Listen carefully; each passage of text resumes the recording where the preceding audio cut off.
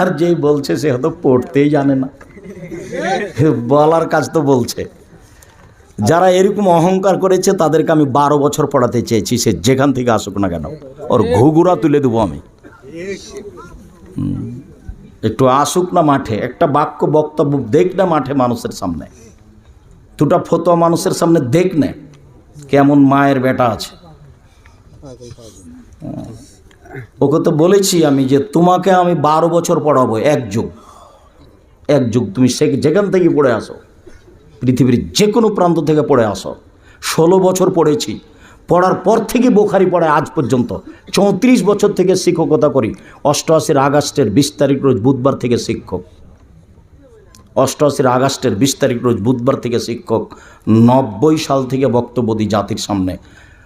আর 26 বছর থেকে ফতোয়া লিখি।